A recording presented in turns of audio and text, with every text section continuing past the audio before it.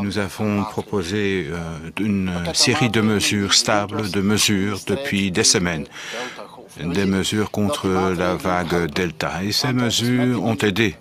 Le nombre de contaminations diminue. Nous avons constaté que hier, la moyenne journalière était de 8300 contaminations, pratiquement 60% inférieure à ce que l'on a vu au début de ce mois. C'est important parce que cela fait en sorte que la pression diminue pour les médecins généralistes et pour les hôpitaux.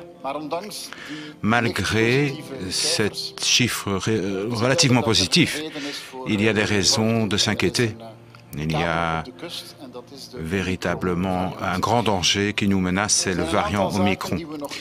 Et il y a une série de choses que nous ne savons pas encore de ce variant. Il y a beaucoup d'insécurité à ce sujet, mais il y a certaines choses que nous savons déjà. Et ce que nous savons, ce ne sont pas des bonnes nouvelles. Nous savons que le taux de contagion est bien supérieur, ce qui signifie que ce variant Omicron se répand beaucoup plus vite que le variant Delta, qui était déjà plus rapide dans sa diffusion que le variant au départ. La variante Omicron sera bientôt dominante aussi dans notre pays. Aujourd'hui déjà, on voit que près de 30%, près de 3 personnes sur 10 qui font un test, finalement font un test où il s'avère qu'ils sont contaminés avec la variante Omicron. En même temps, de nouvelles informations et de nouveaux chiffres nous parviennent chaque jour concernant, par exemple, la gravité du variant. Une chose est sûre, il faut être plus prudent que jamais. Il faut être extrêmement prudent dans une période où il y a quand même beaucoup d'incertitudes. On voit aussi que la pression dans nos hôpitaux a légèrement diminué, mais c'est vrai que cette diminution de charge dans nos hôpitaux reste quand même très faible.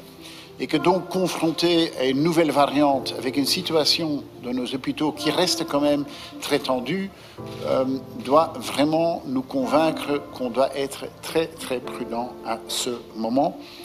Finalement, l'objectif, c'est de ralentir la propagation de cette variante et d'être sûr qu'on peut reprendre une vie normale dans les écoles après les vacances de Pâques. La première ligne de défense, la plus importante également contre l'Omicron, c'est notre vaccination, et notamment la vaccination de booster. Le booster qui nous donne un renfort de notre système de défense pour nous protéger contre ce virus, également contre ce nouveau variant.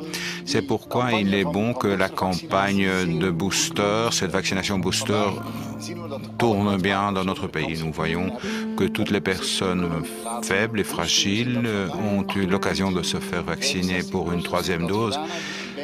Pratiquement la majorité donc des 65 ans et plus, et 4 adultes sur 10 ont reçu cette dose booster.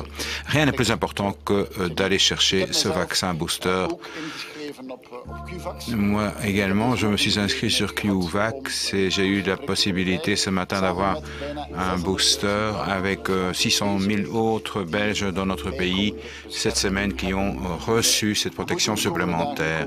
Ces semaines, ces jours à venir, nous devons continuer sur cet élan, faire en sorte qu'un maximum de personnes puissent recevoir cette protection.